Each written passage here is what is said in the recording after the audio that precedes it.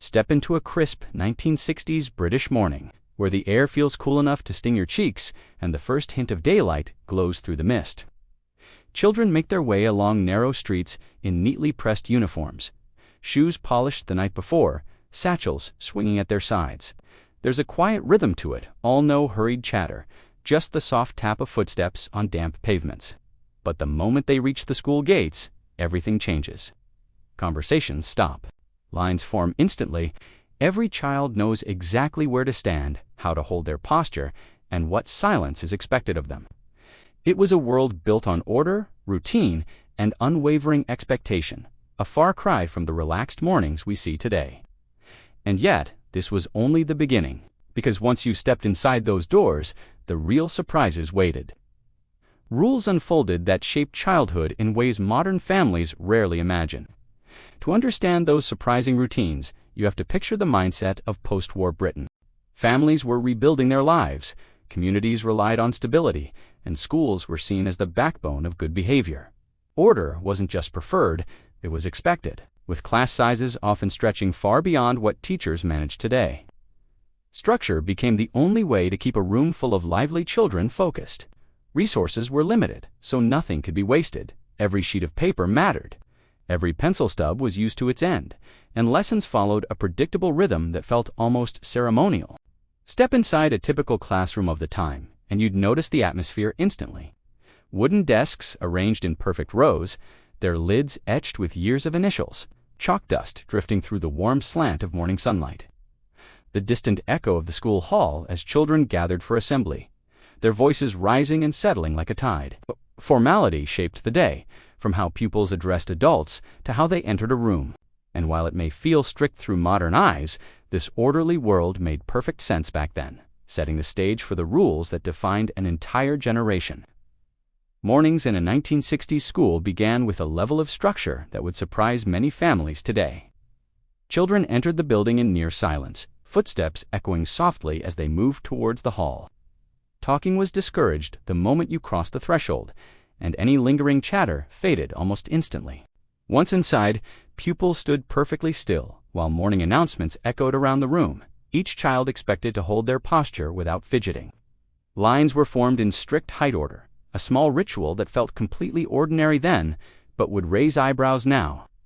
Assemblies brought their own expectations, with many children standing neatly with hands placed behind their back, creating a sense of quiet uniformity. Even addressing adults followed a formal pattern, with pupils using respectful greetings as naturally as they tied their shoelaces. Compare that to today's relaxed starts, where children chat freely, wander into classrooms, and settle in at their own pace. Back then, the day felt almost ceremonial, shaped by routine rather than choice. Cold mornings were softened by the clatter of radiators warming up, and the polished floors carried a scent many still remember. For all its strictness, there was comfort in knowing exactly how each day began, and this carefully choreographed start set the tone for the even more surprising rules that shaped the rest of the school day. Those routines prepared pupils for what followed next. Once lessons began, the expectations became even more precise. Children spoke only when invited to, waiting for a clear signal from the teacher before offering an answer. And when they did speak, they stood up from their desks as a sign of respect, a small gesture that felt entirely routine at the time. Today, such formality would spark endless emails from parents, yet back then it was simply how classrooms worked. Writing followed its own strict standards too. Pupils were taught specific handwriting styles, practicing loops and strokes until their exercise books looked almost identical. A single messy page could mean rewriting the entire piece, and copying long passages was a common way to reinforce focus and neatness. Silence carried its own weight. Lessons often unfolded with only the soft scrape of pencils or the turning of pages. The room held together by an unspoken agreement to stay orderly. Teachers, meanwhile, checked uniform lines with the precision of inspectors, making sure ties were straight, shoes were polished, and every detail matched the school's expectations. It created a sense of pride, but also a quiet pressure that many children still remember vividly. Back then, this level of detail was normal and everyday part of school life. Today, it would feel astonishingly strict, yet these rules shaped the rhythm of each lesson, setting the stage for the very different world awaiting pupils when they finally stepped outside for playtime. Playtime was meant to be a burst of freedom, yet in the 1960s, it came with rules that would astonish children today. The playground had strict boundaries, sometimes marked by painted lines or quiet instructions every pupil simply knew by heart. Certain corners were off limits, and wandering beyond them brought swift reminders to stay within the approved areas. In some schools, the first few minutes of playtime were expected to be calm, with little to no talking until everyone had settled an idea that feels almost unimaginable now. Even games followed a schedule. Some days were set aside for skipping, others for ball games, and occasionally there were designated times when certain groups could use particular parts of the yard. Queuing was its own ritual, carried out with an orderliness that felt almost like a gentle drill. At the sound of a bell or whistle, lines snapped into shape with surprising speed, each child knowing exactly where to stand. Yet beneath that structure, warm memories thrived. Skipping ropes tapped against concrete, shoes clacked rhythmically as friends ran to their favorite spots. And lunchboxes held simple foods that tasted better than anything from a modern cafeteria. Milk crates sat stacked in tidy rows, waiting to be handed out, their clinking bottles adding to the gentle hum of the playground.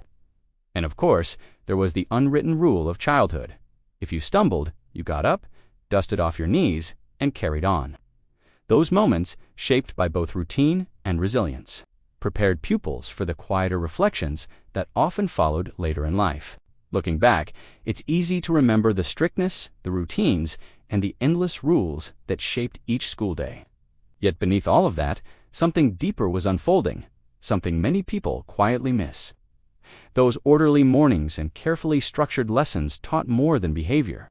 They built a quiet resilience that stayed with us long after we left those polished corridors behind.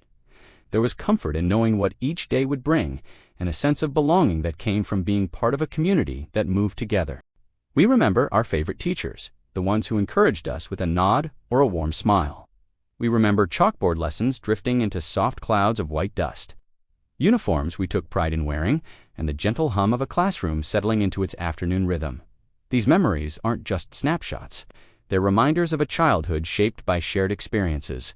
The rules, surprising as they seem today, created a world where respect, patience, and responsibility grew naturally. And while modern classrooms have changed in countless ways, the values carried from that era remain woven into who we are. Those early routines taught us more about ourselves than we ever realized at the time, guiding us towards the closing reflections that bring the story full circle. When we compare those 1960s school days with today's classrooms, the contrast feels almost like stepping between two different worlds. Modern pupils arrive with relaxed routines, digital screens glowing on their desks, and a flexibility that would have been unimaginable back then. Yet for all the changes, new technology, new expectations, new ways of learning, the memories shaped in those old halls remain remarkably vivid. The structure, the respect, the community spirit, these formed the backbone of a generation. And while schools have transformed beyond recognition, the character built in that earlier era stays with us, echoing long after the final bell fades. If you enjoyed this journey through old British school life, tap the video on your screen to watch. And don't forget to subscribe for more British nostalgia every week.